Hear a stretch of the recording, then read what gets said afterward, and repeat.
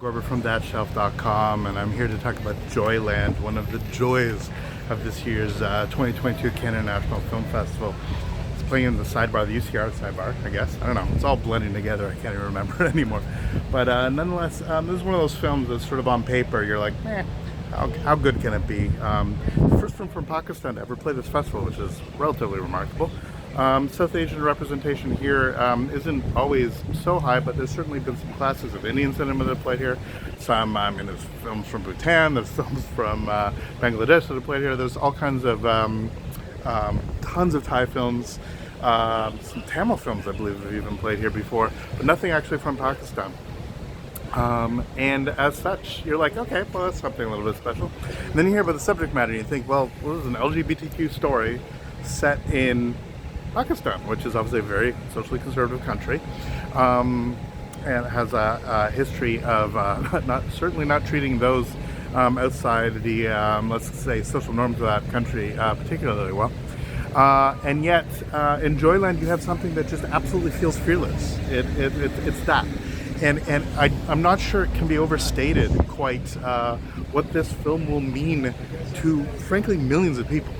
It's as simple as that. We are used to seeing this type of stuff, especially in the West. You know, stories of challenge, of where you fit in, about what sort of secrets you're hiding, about where you fit in within a family system, within a political system, within a social religious system. It's all there, and also about who gets to count, who actually gets to be accepted within a particular social circumstance. We've seen a gazillion films that do that. Sundance is littered with them. But there's something special, there's something unique about this because of where it's from, but also because of how it's told. It's told with incredible cinematic sensitivity as much as it's told with emotional sensitivity. And I think that's actually perhaps the most remarkable thing. There's a real movie here. There's a movie with a beginning, middle, and end where you care about characters. There are moments where everyone's making decisions that are not in their best interest, where you see that, you know, there's nobody who's super pure and super evil, that everyone's coming at it with a sense of where they came from. It's not a notion that, you know, oh my God, these people are like the horrible, nasty people who are doing this out of malice. It's simply their own lived experiences and their own ways of doing it. It's not to say that it's a film free of judgment, but it's a film free of simplicity. It's a film free of everything being in simple black and white, which makes it much more human and much more engaging. The performances are fantastic. As I said, you know, we throw around words like brave performances, whatever. This is really a country where with changing political whims, especially what's taking place in the country this week, this month, has real ramifications for some of the participants involved here. And yet it feels like a story that demands to be told. It's the whole notion, the hypocrisies, the general beliefs, but also just the way that even those that you would think would simply connect based on their share of you have their own internalized modes of hate and their own internalized self-hatred or outward hatred, their own internalized modes of trying to make sense of something as incredibly complex as human sexuality, as your relationship with your family, especially your parents and your siblings, the dynamic of who you are and who you're meant to be, especially in a system which is so couched on you do certain things that we consider to do with love in our sort of romantic Western nonsense ways, rather than for very specific sort of procedural reasons. And love comes after. Love is the thing that comes after the arrangement. Love comes after the recognition that what you need to do is to sustain a social norm. You need to sustain a social norm not in terms of political convention, but just in terms of this person cares for this person. These people are there to actually do this.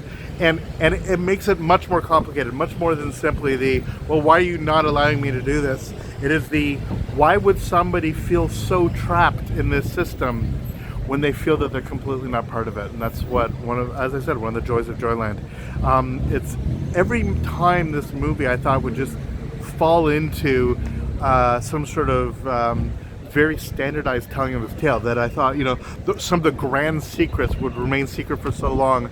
They're exposed in ways which are just glorious. They're just like I found myself the most frustrated when things were happening because that's how they would really happen. It's like secrets are told and then immediately spilled in. It's like, well, of course he wouldn't be doing this for this reason. And you're like, why did you say that? It's like, because that's what would be said. That's what would happen. And so much of this film has so much truth to it, so much passion to it, so much recognition of the complexity of these dynamics, everything that takes place. There's nothing overly generating of pathos, and yet you empathize so much with all of these characters. Be they the father because of his past and what he needs to hold on, and the sort of the stature that he feels, the responsibility he feels, to the son, to the daughters, to the partners, to everybody is at play. Everybody has these things that they hold on to and what they're actually pushing for. And honestly, JOYLAND is just fantastic. It's just a true discovery at this festival, I believe, and one that by any means deserves and demands to have an audience. I hope that it will get a showcase. I think it will kill if it plays at Toronto. Absolutely slay local audiences there. But I believe this is a film that if anyone takes a chance on it, absolutely can firmly establish it as one of the great films of this or any year. For thatshelf.com, I'm Jason Gorba. Thanks so much for watching. Please subscribe, follow us on social media, and we will see you in the next video. All the best.